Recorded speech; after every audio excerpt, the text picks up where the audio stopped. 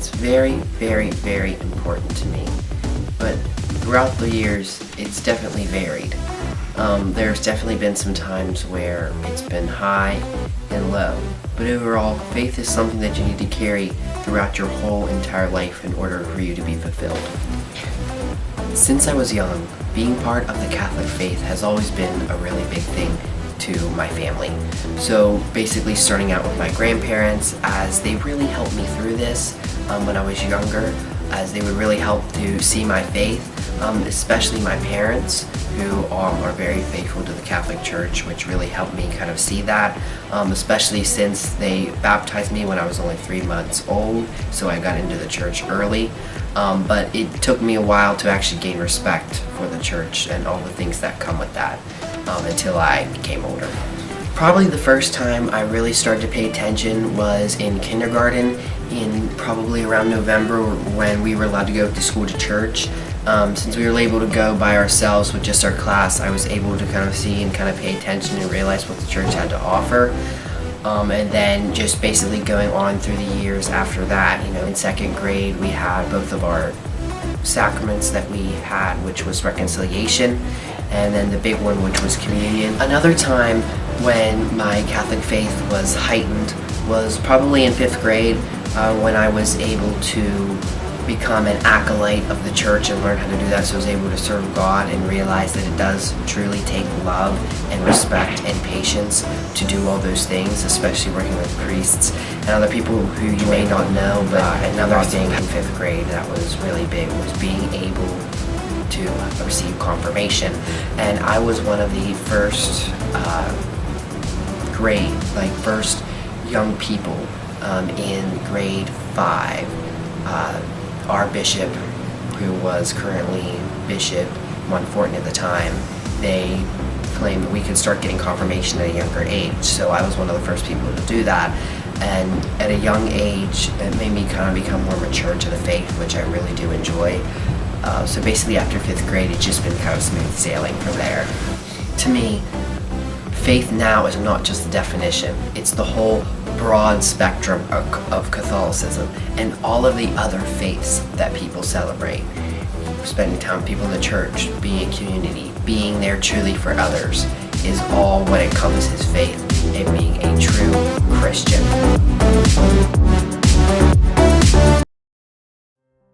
Some of my earliest childhood memories were going to 9 a.m. Sunday Mass with my parents and my grandparents. Back then, church meant for me going and sitting in a fancy building for an hour doing nothing. Over time, I began understanding the true meaning of attending Mass each Sunday, but at age 16, I find myself less attentive in Mass than I was at age 6.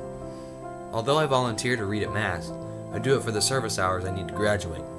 I always tell my parents I'll quit once I have my service hours done. I feel that I need to start being more engaged in the celebration of Mass, and more open to learning the truths of the faith found in Mass. Mass isn't the only aspect of the Catholic religion I believe I fail in. Many times in my teen years, I questioned some of the Catholic beliefs. How can a priest take the place of Jesus in reconciliation? Is heaven actually real? Are Bible passages real, or are they just stories to try to make us believe? I've learned that believing is actually the key to religion. It's what ultimately gets us to heaven. It's what helps us understand those questions we are uncertain about. And as a Catholic, I believe there's one place I can get the answers: the Bible. I never religiously read the Bible, but reading just a few passages a day will help me understand our religion more than I already do. I myself need to be better about that, and I vow to be more attentive in church and to read the Bible more often to understand those tough questions about Catholicism.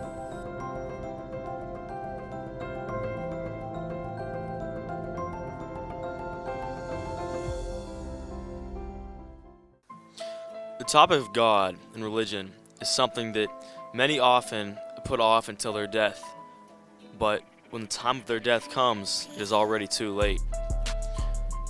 A statistic that not many know or consider is that nearly 150,000 people die every single day, meaning that 2 to 3 people die every second. With this in mind, God is often a thing that many will look to, but many say that God is not real and is a remnant of pre-scientific times. But this is a faulty claim because God is provable by science.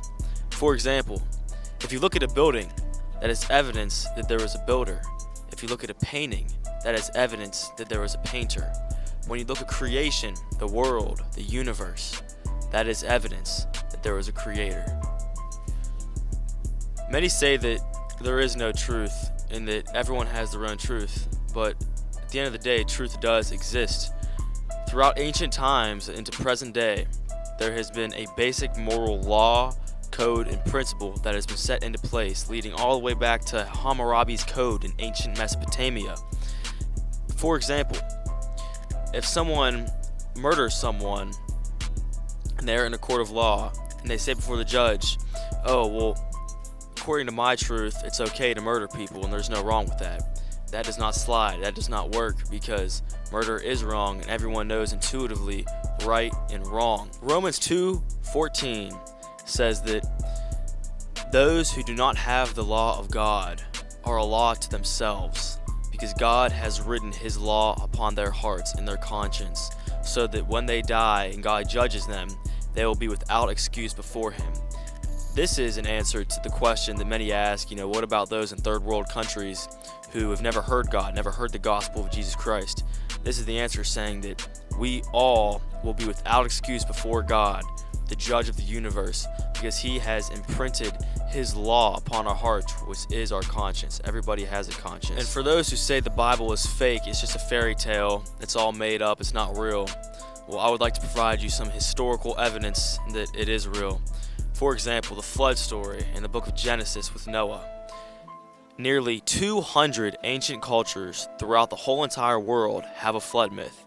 For example, in Hawaii, there is a flood myth where Nu'u, which is very similar to Noah, was warned by God that a global flood would flood the earth, and so he built a big boat that he fit his family in and a bunch of animals, and it saved him and his family, and he later repopulated the earth. Even that itself should give some validity to the Bible. Now, for the story of Jesus Christ, we have solid historical evidence that he did exist. He was a real person. For example, Flavius Josephus, in his great work, Antiquity of the Jews, says in Book 18, Chapter 3, verses 63 and 64, he gives a synopsis of the life of Jesus and his death, burial, and resurrection. And Josephus is often considered by historians to be a valid source for their information. The next one is Greek historian Tacitus, and he says in his writing, Annals, the same thing. He gives a summary of the life of Jesus, everything he did, and these are extra biblical sources, and these are just two. There's numerous other sources. We have over 6,000 manuscripts for the New Testament alone, when for other historical sources like Caesar and Aristotle, we only have like 5 or 6, a small handful. So, Gerd Ludemann, an esteemed historian and scholar who is an atheist, he says, it may be taken as historically certain that Peter and the disciples had experiences after Jesus' death in which Jesus appeared to them as the risen Christ. If an atheist scholar is saying this, then there must be some truth and validity to it.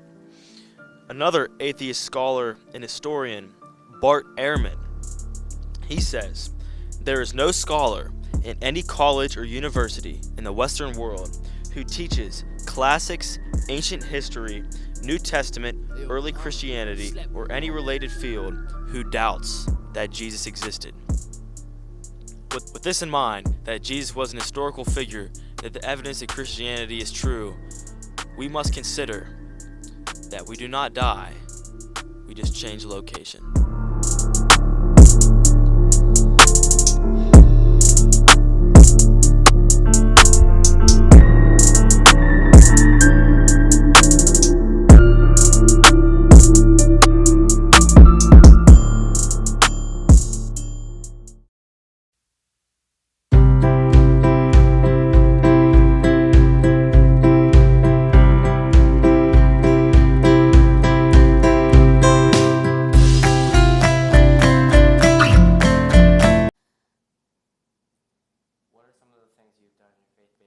So for my faith-based life, I have done a lot of things in my faith.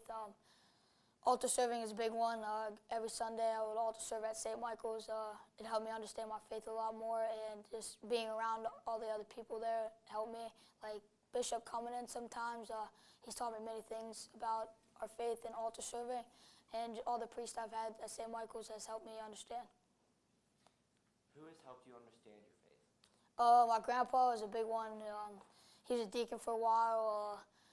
He gave me baptism, my first communion. He did to a lot of my cousins as well. Just seeing that really makes me happy, and I think like in our faith, doing things for others is very important, and he really taught me that. What is your favorite Bible story? My favorite Bible story is probably Jesus dying on the cross for us. It connects to everything in our faith. He did it for us, for our sins. Very important. Very important. And who is your favorite saint? My favorite saint is probably John the Baptist. It's my confirmation saint. Just seeing all the stories he's done, being Jesus' cousin, baptizing him, very big story. What's so important for your community service here at Wheeling Central? It's a very big opportunity. I did it at my last school as well. I think it's a great way to learn about God, and some of the things we have to do in order to be in our faith is helping the community. Big thing. You see a lot of people in professional sports help a lot of people. I think it's very important and a big role in our faith. For me, I do like a lot of weekly bread runs and different things like that to help out people in need. And then we do of course, our canned food drive, very big here. We've been doing it for a while here. I think it's a great way for our community. It's a great thing to help out people who are less fortunate, and I think it helps a lot of people out there in the world. And for a learning standpoint, I think it helps kids and even older people that are just not about you. And to be in this faith, you got to be able to do a lot of great things, but importantly, help out others. As the golden rule says, treat others as the way you want to be treated.